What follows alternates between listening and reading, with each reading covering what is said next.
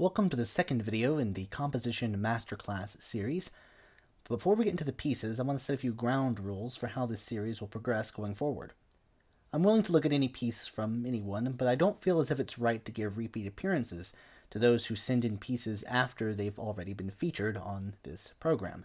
So if you've had a piece featured and you want to get my take on future pieces, I'm perfectly willing to set up lessons by correspondence, but it will have to be for a fee because my time is limited. First up is a Caprice in E-flat major by Aidan Lamb.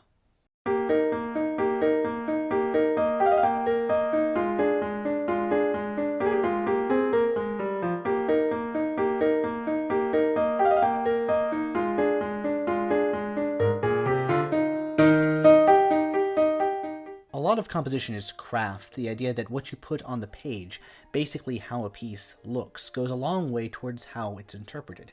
Just by focusing on a few small things and cleaning up the score will go a long way towards making this more professional. For one, this measured tremolo for steady eighth notes was only ever used as shorthand whenever scores were still engraved by hand, so they should be replaced with written out eighth notes. Clef changes before a new measure should have the clefs in the previous measure. Also, why is there this ottava marking in the bass clef? Just switch back to treble here. With that out of the way, the strictly musical content of the piece is pretty spare. This piece clocks in at under a minute, but makes use of variations on the main idea in a way that fits how short it is. There's no contrasting ideas in here because there's just no room for it. To me, it sounds like an A section or the exposition of a sonatina rather than a truly completed work. Second is a piece called The Virgin Succubus, or Succubus? Whatever, submitted by Midnight Rose 616. She described this as a character theme for a video game project, and that she's fascinated by the motivic development of romantic composers like Beethoven. Before even looking at the rest of the score, what I see here is 7 sharps, and in my experience, to justify using 7 sharps instead of 5 flats, or for that matter 7 flats instead of 5 sharps, you have to have a good harmonic reason for doing so. Typically, C-sharp major is used in the context of mode mixture from C-sharp minor, where it's more elegant to sharpen 3 more notes than switch from 4 sharps to 5 flats just for a short section that needs to be in the parallel major. The longer the section, though, the harder time you'll have in justifying 7 sharps. For Beethoven's famous Piano Sonata No. 14, the so-called Moonlight Sonata, the outer movements are in C-sharp minor, while the middle movement is in D-flat major, the enharmonic equivalent of C-sharp major. The dominant of C-sharp major would be G-sharp major, which has 8 sharps, while its enharmonic equivalent of A-flat major only has 4 flats. For this piece, I don't see any reason to use 7 sharps here, so I would strongly encourage you to consider notating this in D-flat major instead, or perhaps transposing it down a step to C major.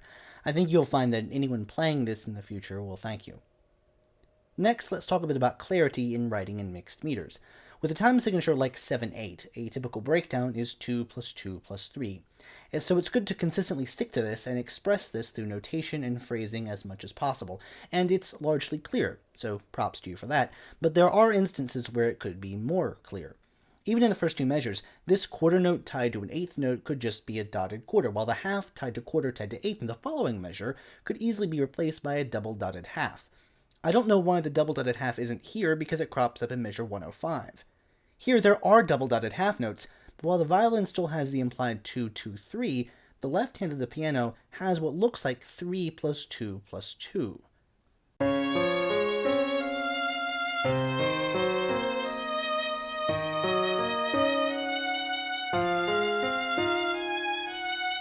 I quite like the 7/8 here, and the moments where the 3 in the 2 plus 2 plus 3 is elongated into this longer 2 are especially nice to keep the rhythm fresh. I really like what you've done rhythmically in this piece. I'm not sure this is the best way to notate that, though. I'm not sure there's a good way to notate it, but at the very least, I'd beam this all as one thing so that the beaming is consistent across each staff. So the 2s or 4s are beamed together, and then the 3 is definitely beamed separate, regardless of whether or not you split the 2s into 2 and 2 or one big 4. An overarching theme of the piece is that there's not much in the way of chromaticism. Like, I don't see a single accidental in this piece outside the key signature. To my ears, this gets a little stale because there are 5 possible pitch classes which are left untouched throughout the course of the piece.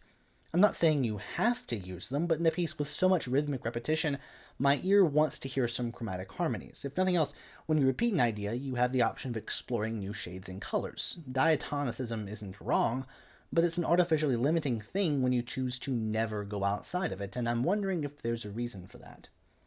In terms of instrumentation, I understand why you'd put the vibraphone on a grand staff here, but that's not typically done for percussion instruments unless you're writing for marimba, given the range of the marimba.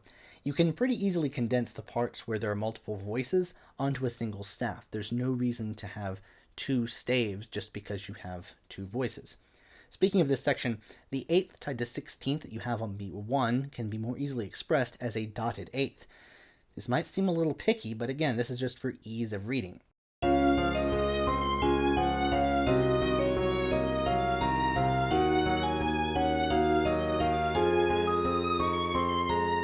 Next up is Glen Sheppard's Symphony of the Damned. Oh, okay. First of all, before we get to anything else, let's talk for a little bit about score order.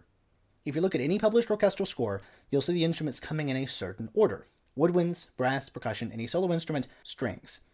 Within each group, there are families of instruments, which are grouped from highest to lowest. Let's just take the woodwinds, which go flute, oboe, clarinet, bassoon.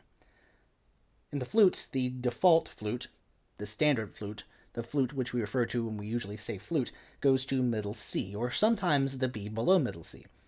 Either way, its lowest note is higher than the oboe's lowest note, which is this duck-like B flat, which is higher than the B flat clarinet's lowest note, which is higher than the bassoon's lowest note.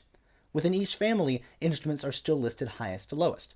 So even though the piccolo clarinet in A flat is a higher pitched instrument than the bass flute is a flute and is thus grouped with the flutes. This is all for ease of reading. You know where an instrument is going to come within the score order. The exceptions are in the brass, where for historical reasons the horns are above the trumpets, and percussion, where timpani goes on top of everything else, and the rest is a bit of a free-for-all depending on what edition and era you're in. The reasoning behind this ties into the evolution of the symphony orchestra and go beyond the scope of this video. Suffice it to say that this is the standard, and I cannot think of a single reason to diverge from it, unless you're Stockhausen or Lutosławski and are grouping the orchestra into smaller ensembles that are playing asynchronously from one another. But even in those composers' works, they're still grouping their sub-orchestra ensembles, their smaller groupings, by score order. I keep hitting on the point of making scores look professional, but I don't think I can emphasize that enough. That's huge. These days, composing is half the battle, and finding the best way to express that on the page is the other half. Listening through the MIDI, and I get a lot of Dvorak vibes, perhaps even Bruckner in certain spots.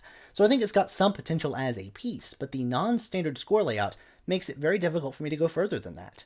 Standardization is helpful when you have to look through lots of orchestral scores. You get used to where things are on the page. You become accustomed to looking at different sections of a system.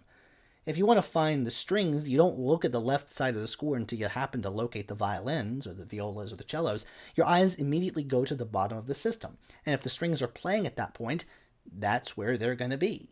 Because of this, it becomes inordinately time-consuming to look at scores which don't align themselves with this order. I couldn't get to everything submitted in this episode, so stay tuned for the Composition Masterclass Episode 3 in the very near future. And if you've not submitted a piece but want to, my email is in the description.